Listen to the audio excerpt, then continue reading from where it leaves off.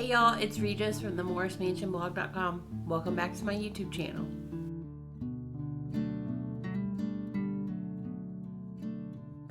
Today I'm going to take the rose painting that you saw in the last couple of videos. I used it behind my daughter's bed with her bed crown. If you missed that video, I'll link it here.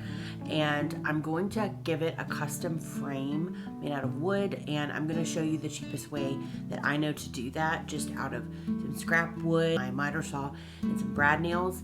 And then I'm going to give it a custom paint job just to give it much more high-end look. If you wanted to learn how to do this, keep watching. Here's a look at our canvas before we add the frame, and here's a look at the back side. You can see that it's got a nice wood frame underneath, which will be great for nailing the frame into. So the first step is I'm going to measure all of the sides. This being a square canvas, it should all be the same measurement, but nothing is ever exactly perfect or straight, so I'm measuring each side just to double check, but most or all of the sides were an even 12 inches.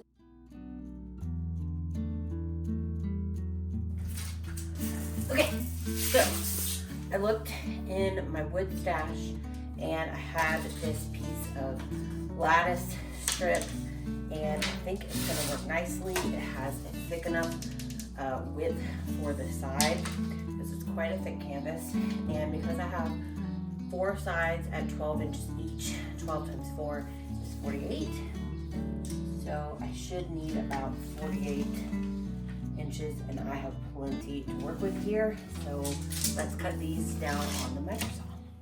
When I'm measuring my pieces, I want 2 pieces of the top and the bottom to be the same. This is a really thin piece of wood. It's only about a 1/4 inch thick.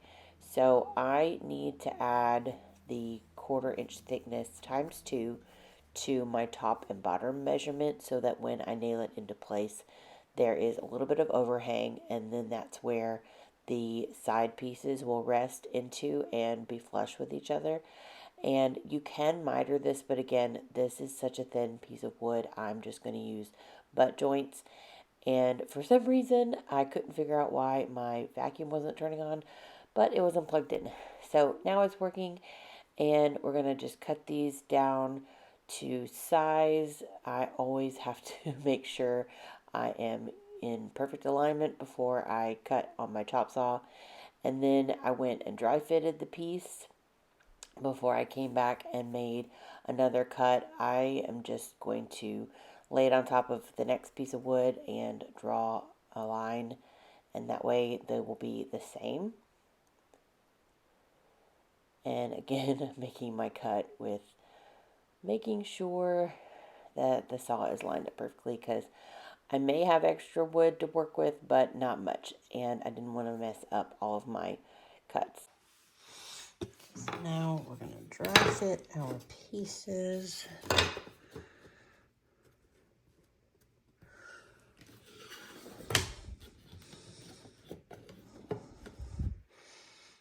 That looks pretty good to me. Yeah. All right, now we're going to nail it together. Except I ran out of brad nails in the middle of a project. Oh, so frustrating. So back to Lowe's I go, and once I've secured the merchandise and head home, we can get back to work. And yay, we've got our stuff. Let's go back to work. To hold the boards in place while I nail it to the frame, I'm going to use a clamp to hold it all tightly together, and then I will nail them into place.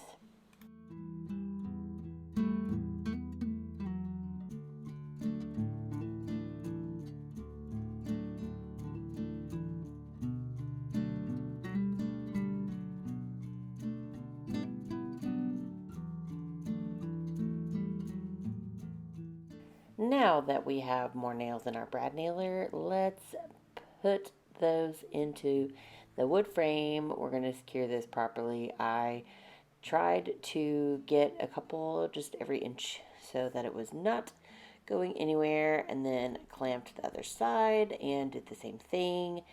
And then now we're going to fill some wood holes with some wood filler, or not wood holes, nail holes. And really smush that stuff in there. Mine's kind of old, but otherwise it would normally be pink and then turn the color. But then we're going to sand. Sand, sand, sand. And sandy, sand, sand. More sanding. Oh, and guess what? More sanding. Hey, I'm really sanding fast here. Sand, sand, sand. Sand, sand, sand. More sanding. I think we're almost done. Nope, one more side. But sanding is very important to get a smooth finish on the frame. And then I taped the frame and used this box cutter / utility knife, whatever you want to call it, to take off all the excess. This is what I'm using. I know it looks like a gaudy gold, but it's like the perfect warm gold for this frame.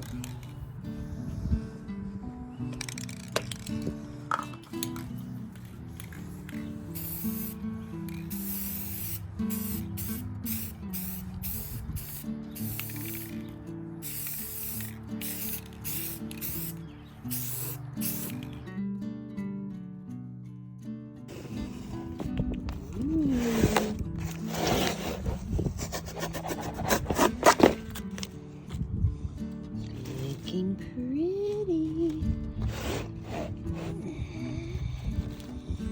Get this off and I'll show you the final result.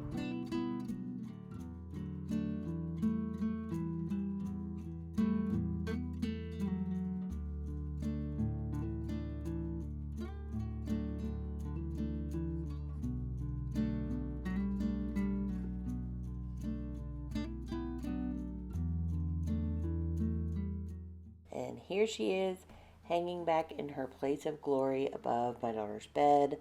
I love the subtle bit of elegance that this brings to a really beautiful art piece. And I can't believe I found this for $4 and upgraded it for free $99 because I found everything in my garage.